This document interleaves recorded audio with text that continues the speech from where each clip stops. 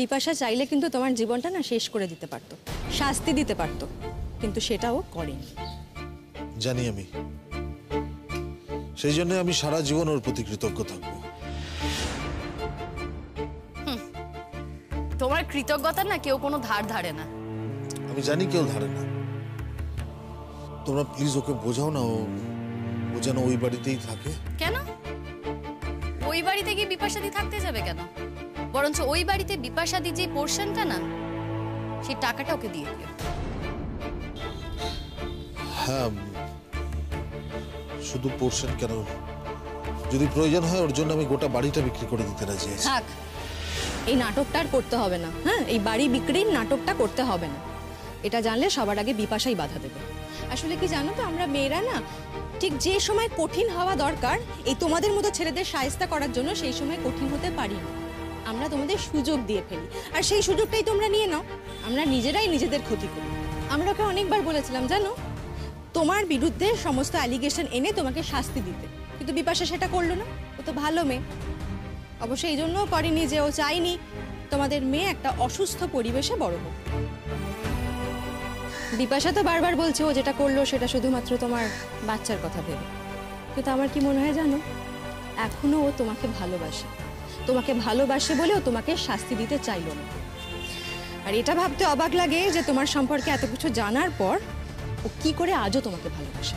তবে একটা কথা বলে দিচ্ছি, আজ বিপাশাদির জীবনে না এমন একজন মানুষ আসবে যে বিপাশাদিকে মর্যাদা দেবে, যে বিপাশাদিকে সম্মান করবে, যে বিপাশাদিকে ভালোবাসবে। এই কথাটা জেনে রেখো। বিপাশা কোনোদিন আমাকে ভুলে অন্য কারোর কাছে যেতে পারবে না, কারণ আমি ঠিক যতটা খারাপ বিপাশা ঠিক ততটাই ভালো। এই ভুল ধারণাগুলো নিয়ে রাখো তোমার কাছে। তবে আমরা কিন্তু প্রমাণ করে দেবো যে তোমার সঙ্গে থাকার যে খারাপ স্মৃতিগুলোর জীবনে আছে সেগুলো ভুলে যাওয়ার জন্য, মন থেকে মুছে ফেলার জন্য ওর জীবনে একটা ভালো মানুষ আসা দরকার। বুঝেছো? নিশ্চয়ই ও জীবনে কোনো ভালো মানুষ খুঁজে পাবে, অন্তত আমরা তো এটাই চাই। আর জানো তো, ঈশ্বর সবার সঙ্গে না খারাপ করেন না, সব খারাপ করেন না, মাঝে মধ্যে কিছু ভালোও করেন। দেখো এবার তুমি মধুরিমার সঙ্গে সংসার করো, কেমন এক্সপিরিয়েন্স হয় দেখো। দেখো বিপাশার মতো টেক কেয়ার করে কিনা। মাসিমা তো অনেক বড় বড় কথা বলেছিলেন, এবার মাসিমা বুঝতে পারবেন কত ধানে কত চাল। তবে সত্যি সত্যি যদি তুমি ভালো থাকো তাতে কিন্তু আমরা খুশি হব চন্দন। তবে একটা কথা মনে রেখো চন্দনদা, আর কখনো কোনো মেয়েকে অপমান করার আগে না নিজের মায়ের মুখটা মনে করো। তোমার মায়ের সাথে যদি এরকমটা হতো তাহলে তোমার মা তোমাকে নিয়ে কি করতো, কোথায় দাঁড়াতো সেটা ভেবে দেখেছো? আজ বিপাশাদির এই অবস্থা করেছো তুমি, মানুষটাকে রাস্তায় গিয়ে দাঁড়াতে হচ্ছে, আর সেই সব হয়েছে তোমার জন্য। এই শাস্তি তুমি পাবে গো, ঠিক পাবে। দেখো, ঈশ্বর তোমাকে শাস্তি দেবেন। এই সব কিছুর হিসেব না একদিন তোমাকে দিতে হবে, এই কথা আমি তোমায় বলে রাখলাম। একটা ভালো মেয়ের ওপর তুমি অন্যায় করেছো, এর হিসেব তোমাকে দিতে হবে না? মানুষ যেখানে হিসেব দিতে পারে না, তখন তার বিচার ঈশ্বর করে।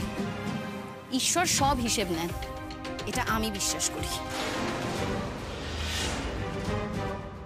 এই তো শিমুলের পর পরাগ কি না করেছে ওর সঙ্গে, তারপর ছেলেটা আজকে নিজেকে শুধরে নিয়েছে, ভালো হয়ে গেছে। সেই জন্যই তো তাকে আর একটা সুযোগ দিয়েছে, শিমুল ওকে আর একটা সুযোগ দিয়েছে। আর তুমি যা করেছো, তুমি তো সেই সুযোগটাও বিপাশাকে দিলে না যে বিপাশা তোমাকে ক্ষমা করে দেবে। তোমার মতো এরকম জঘন্য লোকের সঙ্গে না থাকাই ভালো। সেই জন্যই তো বিপাশা বলে তোমার মতো ছেলের সংসর্গেও আর থাকতে চায় না, তোমার ছায়া যাতে ওর জীবনে পড়ে এমন দিন ও দেখতেও চায় না। আমি তো বেশ বুঝতে পারি কোন জায়গা থেকে, কোন কষ্ট থেকে ওই কথাগুলো বলে। তোমার স্মৃতি এতটাই ভয়ঙ্কর, অস্তিত্ব এতটাই খারাপ যে তোমাকে সামনে দেখলে ও অসুস্থ হয়ে যেতে পারে। তোমার মতো বাজে, জঘন্য, মিথ্যাবাদী, ভয়ঙ্কর একটা মানুষের সঙ্গে থাকা যে কি যন্ত্রণার সেটা আমরা বুঝতে পারছি। আর এই যন্ত্রণা থেকে বিপাশা নিজেকে নিজে মুক্তি দিয়েছে। এরপর বিপাশাদি কোথায় যাবে, কোথায় থাকবে, এটা না পুরোপুরি বিপাশাদির ব্যাপার। তবে একটা কথা জেনে রেখো, বিপাশাদির পেছনে কিন্তু অনেক লোক আছে, কিন্তু তোমার পেছনে কেউ নেই। এই গোটা পাড়ার লোক না তোমাকে পছন্দ করে না, কারণ তোমার আসল রূপটা তো জেনে গেছে। আর তোমার চাকরির জায়গায়, সেখানে যখন খবর যাবে তোমার চাকরিটাও কিন্তু থাকবে না। সারা জীবন না তোমাকে ভয় ভয় কাটাতে হবে। আর এই সব থেকে তোমাকে কে বাঁচায় বলো তো? সবসময় বিপাশাদিই তোমাকে বাঁচায়। তাই বিপাশাদি তোমার থেকে যতই দূরে থাকুক না কেন, তোমার টিকিটা কিন্তু বিপাশাদির হাতেই ধরা, এই কথাটা মনে রেখো। যাও, দাঁড়িয়ে আছো কেন? বাড়ি যাও। বাড়ি গিয়ে মধুরিমাকে বলো যে এখানে সব ফাংশন মিটে গেছে, এখন তুমি ফ্রি। আবার বিয়ে করতে হবে তো, হ্যাঁ? তোমাদের তো আবার রেজিস্ট্রি ম্যারেজ হয়নি। যাও যাও যাও, গিয়ে সেরে ফেলো, যাও।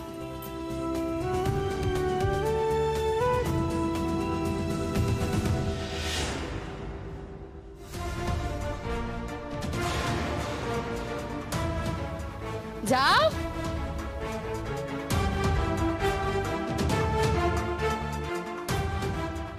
কি দরকার ছিল এত কথা ওকে বলার? কেন তোমার এত গায়ে লাগছে কেন শুনি? গায়ে লাগার বিষয় নয় সুচরিতা দি, বেকার বলছো একটা মানুষকে। তোমাদের তো মুখটা নষ্ট হচ্ছে, সেটা কেন বুঝছো না? যে বর্ন ক্রিমিনাল না, সে ক্রাইম করবেই একটার পর একটা। তোমরা কি ভাবছো? তোমরা যে ওকে এত কথা বোঝালে, ওর মাথা অবধি ঢুকলো, পৌঁছলো? কখনো না, হতে পারে না। ঠিক আছে, আমরা তো বললাম, অন্তত কথাগুলো তো শুনলো, প্রতিবাদ তো করতে পারলো না। এতেই না আমাদের শান্তি, বুঝেছ?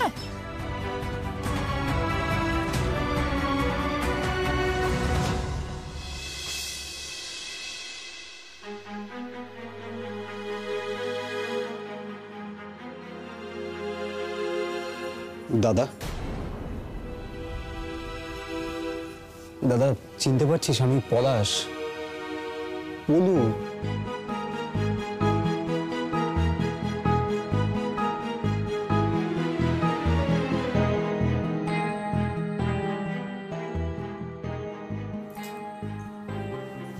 দাদা, দাদা আমায় ছেড়ে দিয়েছে। দাদা, আমি জেলে গিয়েছিলাম না, তোমার বউ আমাকে জেলে পাঠিয়েছিল, জেনে শুনে আমার এত বড় সর্বনাশ করেছিল। আর এখন দেখো তোমার কি অবস্থা করেছে। তবে তুমি চিন্তা করো না দাদা, সব ঠিক হয়ে যাবে। আমরা এসে গেছি না, আমরা সব ঠিক করে দেব।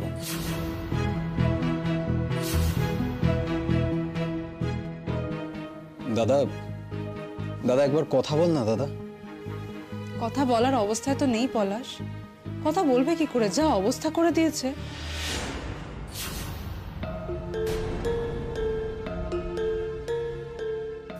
তবে একটা বিষয়ে সুবিধা হবে জানো তো পলাশ, তোমার একে দিয়ে কাজ বের করে নিতে সুবিধা হবে।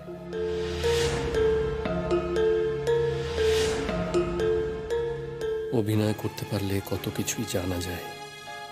এখন কিছুতেই বোঝানো যাবে না যে আমি এদের সব কথা বুঝতে পারছি। হ্যাঁ, যা কিছু করব করে ওর নামেই দোষটা দিতে হবে। আর এখন থেকে আর দেরি করো না পলাশ, ভালো কাজে কোনোদিনও সময় নষ্ট করতে নেই। দাদা, তুই আমাদের কথা শুনতে পাচ্ছিস? তোমরা আমাকে দাদা বলছো কেন? আমি তোমাদের চিনি না, কোনোদিন দেখিনি।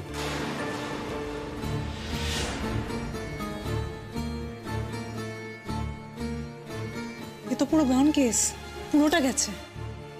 তবে আর বলেছিলাম কি তোমায়? আরে বলেছিলাম কি মানে? কবে থেকে তো বলছি যে আমার বুদ্ধিটা একটু কাজে লাগাও, আমার বুদ্ধিটা একটু কাজে লাগাও। না, আজকে যদি আমার বুদ্ধি কাজে না আসে তাহলে কবে আসবে? তুমি আস্তে কথা বলো, বারবার বলছি আস্তে কথা বলো। আমি তো সবসময় তোমার বুদ্ধিতেই চলে এসেছি, কিন্তু তুমি যেরকম ভাবে কেসটা খেয়ে যাবে সেটা তো বুঝতে পারিনি আমি। আরে বাবা, আমি কেসটা খেয়েছি শিমুলের জন্য। তোমার কি মনে হয় যে আমি শিমুলকে ছেড়ে দেবো? কোনোদিনও না। তুমি দেখো, ওর ঘটি বাটি না আমি চাটি করে ছাড়বো। ওর বরের কেসে আমি যদি ওকে না ফাঁসিয়েছি তাহলে আমার নাম বদলে দিও তুমি। আমি তোমাকে আবারও বলছি তুমি আস্তে কথা বলো, বারবার বলছি আস্তে কথা বলো, কারণ ও কিন্তু কোন কথাটা বুঝতে পারছে আর কোনটা বুঝতে পারছে না সেটা শিওর নই। কোন কথা থেকে কি হবে সেটা ভগবানই জানে। আর তাছাড়া তুমি আসার আগে আমি তো একবার চেষ্টা করেছিলাম, কিন্তু শেষ রক্ষা তো আর করতে পারিনি। কি করবো? জানি তো তোমার দ্বারা কোনো কাজ হবে না। কি হলো দাদা? জল খা। জল? হ্যাঁ, আমি এক্ষুনি দিচ্ছি। জল খা। তোমায় বলবে তো কি জল দেবো না কেন? জল। ও দেখি।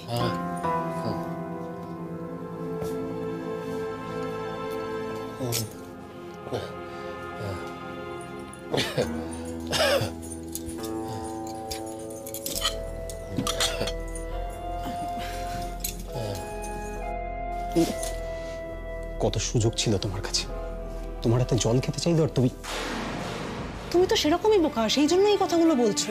আমার হাতে জল খাচ্ছে বলে আমি এখন বিষ মিশিয়ে দিই নাকি? আর তারপরে এটা প্রমাণ হয়ে যাবে যে আমি আর তুমি শেষমেশ এই ঘরে এসেছিলাম, ব্যাস। আর আমি তো এমনিতেই প্যারোলে বেরিয়েছি, ভগবান জানে কবে আবার ধরে নিয়ে চলে যাবে। এই সময় কোনো রিস্ক নিতে হয় নাকি? তো তুমি তো আমাকে এখনই রিস্ক নিতে বলছো। আরে বাবা, আমি যেভাবে বলছি সেভাবে করো, দেখবে কোনো রিস্কই থাকবে না, সমস্তটা চলে যাবে শিমুলের ঘাড়ে। তো কি করতে হবে সেটা বলো আমায়। দাঁড়াও না, সময় আছে তো, অপেক্ষা করো। যদি দাদাকে টাইট দিতে না পারো তাহলে ওর বউকে টাইট দিতে হবে।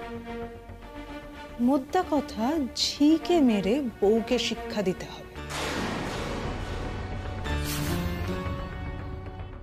তার মানে না, মানে আমি ঠিক বুঝলাম না। আর দেখো, সত্যি কথা বলতে দাদার ব্যাপারে না এসব করতে আমার মন সায় দেয় না, আর এখনো দিচ্ছে না। তাছাড়া মা যদি এগুলো জানতে পারে, মা যদি বুঝতে পারে, এটা যদি প্রমাণ হয় যে এই ঝামেলাগুলোর মধ্যে আমরা জড়িয়েছিলাম, তাহলে কিন্তু এই বাড়ি টাড়ি আমরা কিচ্ছু পাবো না। ঠিক আছে, ভালো করে ধীরে সুস্থে আলোচনা করে দেখা যাবে। দেখো, একে হাফিস করা কিন্তু সোজা, এর কোনো কিছু করার কোনো ক্ষমতা নেই এখন।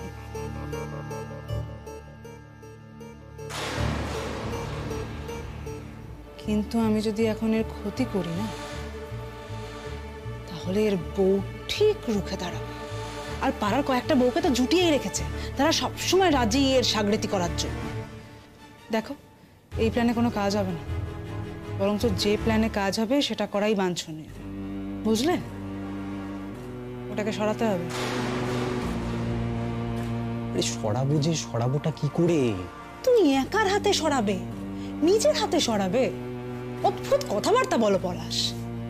উফ, আরে বাবা, রাত বিরেতে স্কুল থেকে ফিরছে তো আজকাল, সেটা খেয়াল করছো না? বাবা, খেয়াল করবো না কেন? ওই তো রাত্রিবেলা ওই স্কুলে রিহার্সাল কি সব চলছে সেটা ওই জানে আর ভগবানই জানে। সব রিহার্সাল ঘুচে যাবে এবারে। দেখো, আমি সবে তো এসেছি, আমাকে 2 দিন সময় দাও, আমার মাথা ঠান্ডা করে আমি ভাবি, নিশ্চয়ই কোনো না কোনো উপায় বেরোবে।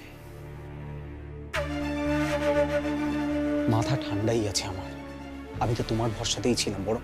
বরং তুমি মাথা ঠান্ডা করে ভাবো। এই শোনো পলাশ, আমি আর কোনো কিছুতে থাকবো না, বুঝলে তো? আমি আর কোনো দায়িত্ব নেব না। আরে আমি তো অলরেডি কেস খেয়ে বসে আছি, এটা বোঝার চেষ্টা করো। এবার না, তোমাকে দায়িত্ব নিতে হবে। হ্যাঁ, 2-3 জন বন্ধু বান্ধব জোগাড় করো, রাতের অন্ধকারে শিমুলকে কিডন্যাপ করো, তারপর ওর বডি পাওয়া যাবে দূরে কোনো সমুদ্রে বা পুকুরে বা অন্য কোথাও। আরে বাবা, এরকম তো আকছাড় এখন খবরের কাগজে পড়তেই থাকো তুমি। হ্যাঁ,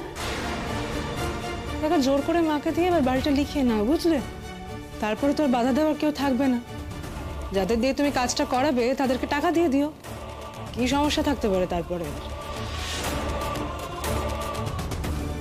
ঠিক আছে, এখন ছাড়ো, আমরা এসব নিয়ে ঘরে গিয়ে কথা বলবো।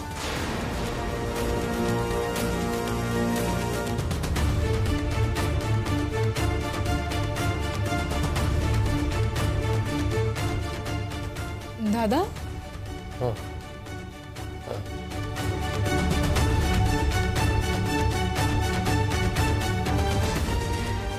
বলছি, তোমার কিছু খেতে ইচ্ছে করছে? ভালো মন্দ কিছু খেতে ইচ্ছে করছে?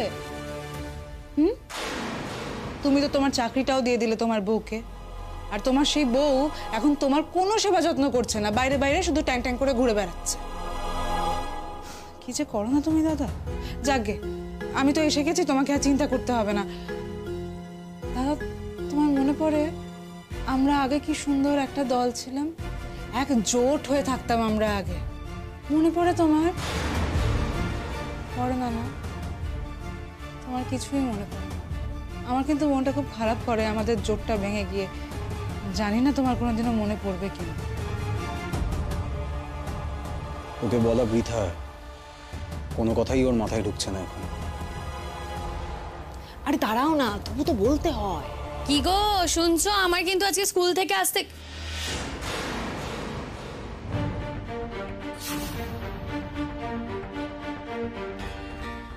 কি ব্যাপার? তোমরা এখন এই ঘরে কেন আসতে নেই বুঝি? দাদার সঙ্গে দেখা করতে এসেছিলাম, এবার থেকে কি তোমার পারমিশন নিয়ে আসতে হবে? না, আমি সেই কথা বলিনি। আমি একবারও বলিনি যে আমার পারমিশন নিয়ে তোমাকে আসতে হবে। আসলে দুপুরবেলাটাও ঘুমোয়, তোমরা এসেছো কথা বলছো, নিশ্চয়ই ওর ঘুম হয়নি। এই সময়টা বাদ দিয়ে আসলেই পারতে। কি গো, আজ দুপুরে তুমি ঘুমোওনি কেন? আমি যে তোমাকে বলেছিলাম দুপুরবেলা ঘুমোতে, তুমি দেখছি আমার কোনো কথাই শোনো না। ভালো লাগে না ঘুমোতে। তুমি কে? আমি একটা মেয়ে যে কিনা তোমার সেবা যত্ন করার জন্য এসেছি। হলো তো এবার? খেয়ে নাও। চলো প্রতীক্ষা, এখন আমরা এখান থেকে না হয়ে যাই, কারণ এখানে তো এখন কে কত কাছের সেই নিয়ে প্রতিযোগিতা শুরু হয়ে যাবে। স্ত্রীকে কি কখনো প্রতিযোগিতায় নামতে হয় জানার জন্য সে কতটা কাছের? কি যে বলো তুমি পলাশ, সত্যি বলছি, ওর না বয়সই বেড়েছে কিন্তু বুদ্ধি বলে কিচ্ছু নেই, কোনো বুদ্ধিই হয়নি দেখছি। যাই হোক শোনো, এখন তোমার দাদাকে খাওয়াবো তো, ওর খাওয়াটা খুব জরুরি, আর লোকজন থাকলেও আবার খেতে চায় না। তাই বলছি তোমরা না এবার এসো, খাওয়ার সময় হয়ে গেছে তো। কত রঙ্গ দেখবো আর দুনিয়াতে, ঈশ্বরই জানেন। তা ঠিক, কত রঙ্গ দেখবো, যে যেমন করে দেখে আর কি। এই দেখো না, এই যে তুমি জেল থেকে ফেরত এলে, জেলে ছিলে, সেটা তো আমার কাছে রঙ্গ মনে হচ্ছে। আর এই যে আমি আমার স্বামীকে খাওয়াচ্ছি, এটা আবার তোমার কাছে রঙ্গ মনে হচ্ছে।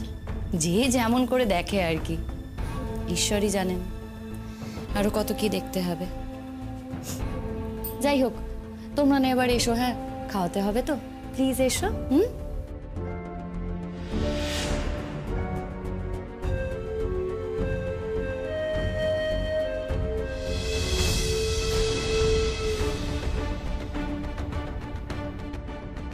কি হলো, কিছু বলবে?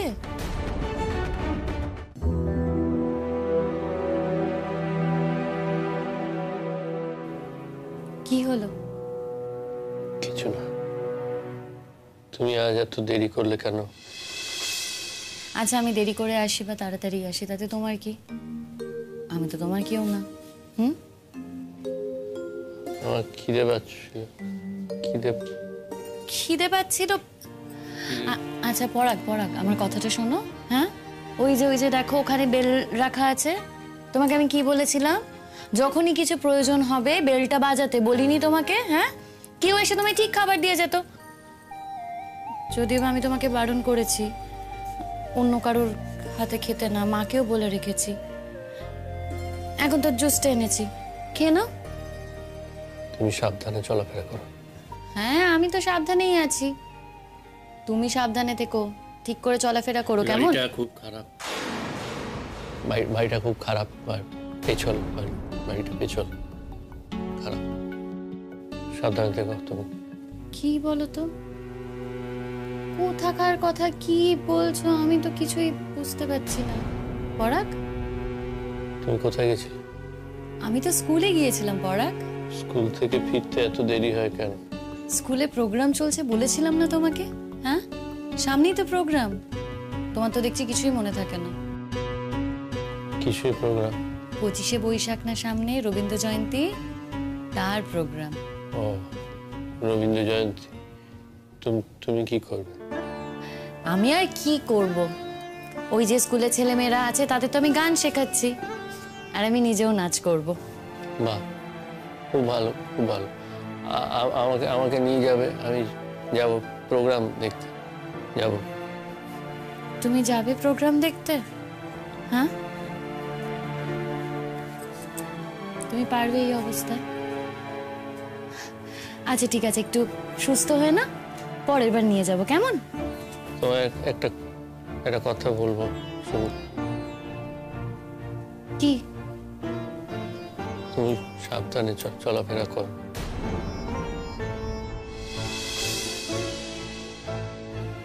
কেন বলো তো, তুমি বারবার এক কথা বলছো? আচ্ছা, আমি তো তোমার কেউ না, তুমি আমায় চেনো না। আমি সাবধানে চলাফেরা করি কি অসাবধানে চলাফেরা করি তাতে তোমার কি? আচ্ছা পরাগ, যারা এসেছিল তারা কি কিছু বলেছে তোমাকে?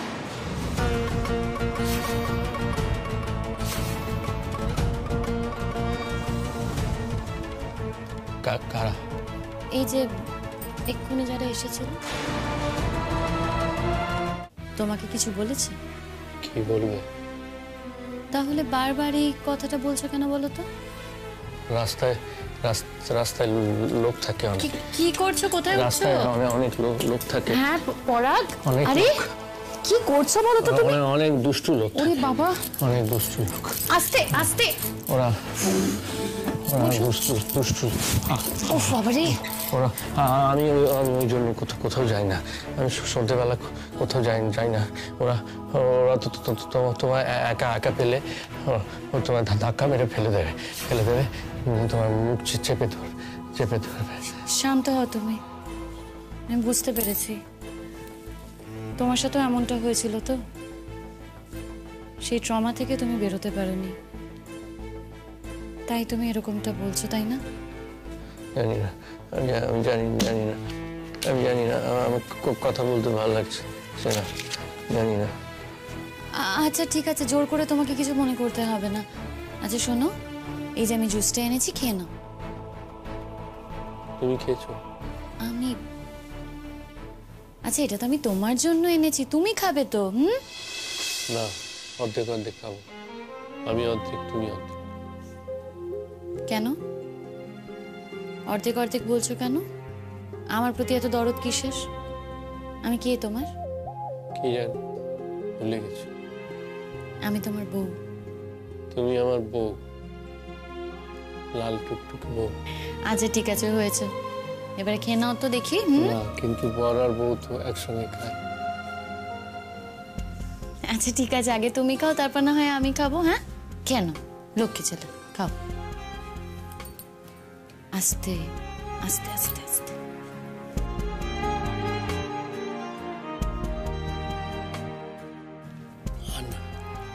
আর না, আবার কি? আর না বললে তো হবে না।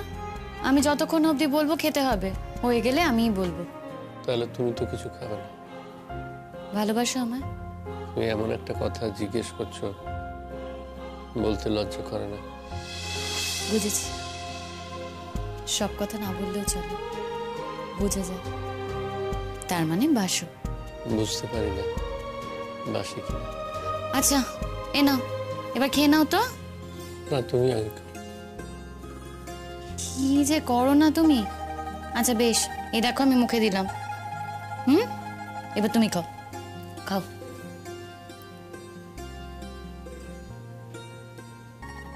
আস্তে। কি হলো? আমার খুব ভয় করছে। ভয়? আচ্ছা কিসের ভয়?